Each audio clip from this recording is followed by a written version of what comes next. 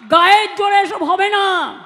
যেমন লক্ষ্মীর ভান্ডার আছে, তেমনি আপনাদের দুর্নীতির ভান্ডারাও আছে, খুলে দেব, ফাঁস করে দেব। 10 লক্ষ লোক নিয়ে দিল্লির রাজপথ তৃণমূল কংগ্রেস ঘেরাও করে কত ধানে কত চাল আছে প্রমাণ করবে। ভোটার তালিকার বিশেষ সংশোধন নিয়ে নির্বাচন কমিশনের সঙ্গে সংঘাতের আবহেই বৃহস্পতিবার মেয়র রোডের সভা থেকে নির্বাচন কমিশনকে ফের আক্রমণ করলেন মমতা বন্দ্যোপাধ্যায়। ললিপপ সরকারের ললিপপ বাবু, আপনার পরিবারের কতজন কোন কোন রাজ্যে আইপিএস আছে, আইএস আছে, সব নিজের পরিবারকে চারিদিকে কাজে লাগিয়ে আপনি এখন ললিপপ চালাচ্ছেন আমাদের ওপরে। আমরা ললিপপ বাচ্চাদের দিই, 18 বছরের নতুন ভোটারদের আমরা ললিপপ দিই না।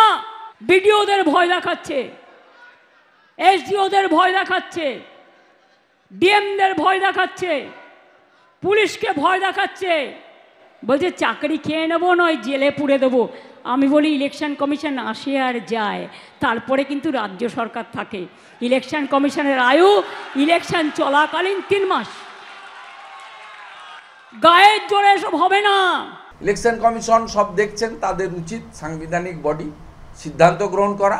তবে ইলেকশন কমিশন অত্যন্ত দৃঢ় আছে আমার মনে হয়েছে, কারণ মুখ্যমন্ত্রী বোলপুরে বলেছিলেন কাউকে সাসপেন্ড করব না, কিন্তু 4 জনকে সাসপেন্ড করতে তার মুখ্য সচিব বাধ্য হয়েছেন। আর উনি যে ধমক চমকটা দিচ্ছেন, এতে বোঝা যাচ্ছে যে মমতা বন্দ্যোপাধ্যায় ভীত, আতঙ্কিত, সন্ত্রস্ত এবং মূলত আরিজ আফতাব চলে যাওয়ার পরে আর ইলেকশন কমিশনের দিল্লি অফিসে বা তাদের ফুল বেঞ্চ এই রিফর্মসগুলো করছেন বলে তিনি আতঙ্কিত।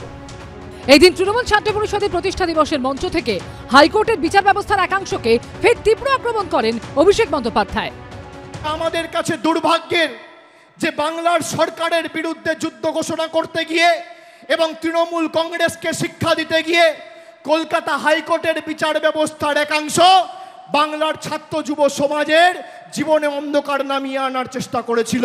সব তৃণমূলের বিরুদ্ধে বিচার ব্যবস্থা, তৃণমূলের বিরুদ্ধে।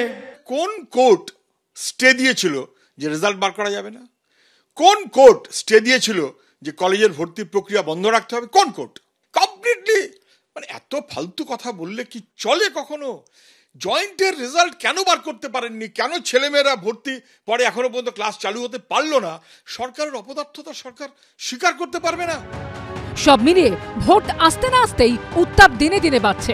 আশাবুল হোসেন, অর্ণব মুখোপাধ্যায় ও ঐশী মুখোপাধ্যায়ের রিপোর্ট, এবিপি আনন্দ।